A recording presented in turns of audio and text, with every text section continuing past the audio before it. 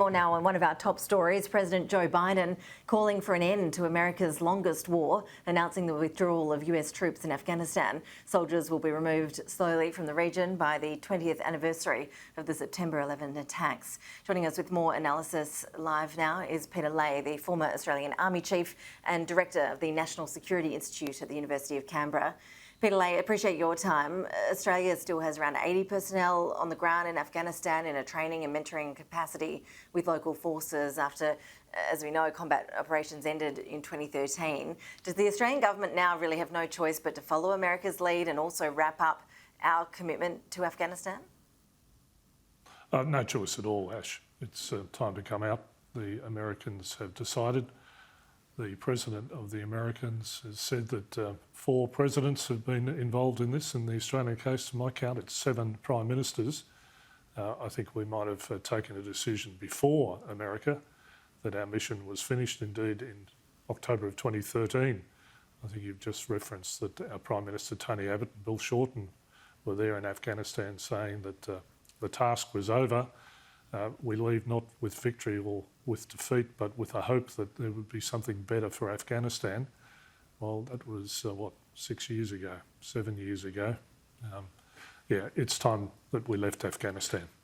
But I might add, Ash, and you'd expect me to say this, but the servicemen and women who have served there from the Australian Defence Force should be really proud of what they've achieved. It's a pity it's ended this way. But they made a real contribution and did give some hope to Afghanistan. And let's hope that over the next few months that the peace talks will really produce something significant for the people of Afghanistan. And when you look at what we did achieve, 41 Australian soldiers, as you well know, lost their lives in Afghanistan. Was it worth that terrible toll? Did we achieve what we set out to do? We worked to provide schools and hospitals, to work with roads, to give the people some hope for the future. And yes, I think it was worth it for that. The soldiers, sailors and aviators have done a magnificent job.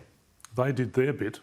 And I think the bit that's missing, and we find this after wars in many times, that the strategy was missing. I think the first decision to go to Afghanistan over 9/11 was the right decision to get Osama bin Laden, to get Al-Qaeda, to make sure that Afghanistan didn't become a haven for terror operations. But then we lost focus. We went off to Iraq in 2003, and then we had a series of changing strategies and missions and just look at the names of the task forces that we sent there: training, mentoring, reconstruction, support and so on.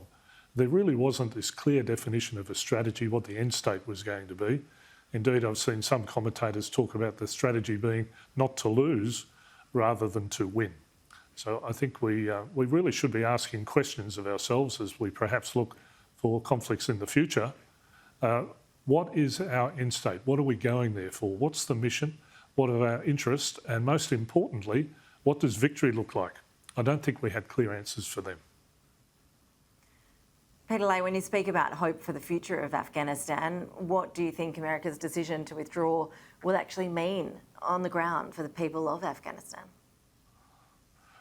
Well, they won't have that support from the United States in terms of intelligence, in terms of some of the critical aviations and logistics and medical support.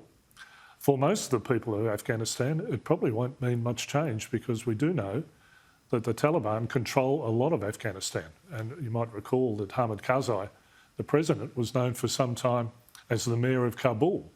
So the influence of the central government over a lot of Afghanistan was really quite small.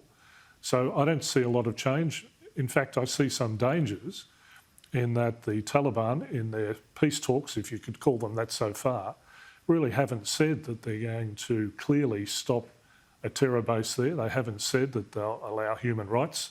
And in the classic phrase, they haven't confirmed that they'll let little girls go to school. So in some ways, I fear for the future of Afghanistan. So the influence of the Taliban will only grow from here?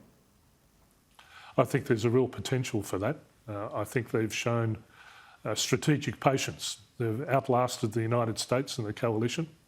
They have, I think, clear views of what sort of nation they want it to be, and they do want it to be based on Islamic values. They have, I think, got a sense of confidence. They've seen off the United States and the coalition. And previously, if you think about Al-Qaeda and Osama bin Laden, part of their strategy was to have an awakening war. They saw off the Russians, they've seen now the coalition, and I think it will give them a sense of confidence, not only in Afghanistan, but across the globe, where we see the efforts by Al-Qaeda and the efforts by ISIS, particularly in the Sahel and Northern Africa and through here in the Philippines and parts of Indonesia. I think this will be a bolster to their confidence, and we need to be very careful about what we do and how we protect ourselves from perhaps an emboldened terrorist group. Australia's record of service in Afghanistan has been blighted by those shocking allegations of war crimes against Australian personnel. Do calls for the entire SAS regiment to be disbanded, do they make sense to you? There's a lot of arguments and discussion to be held here, and I think it's best that I hold my fire on this to wait until we see the results of the many inquiries that are going on. But they have been shameful efforts. The individuals involved must be punished, and we must look to the reputation of the Australian Defence Force, and particularly the Australian Army and the Special Air Service Regiment. These are blights on our history.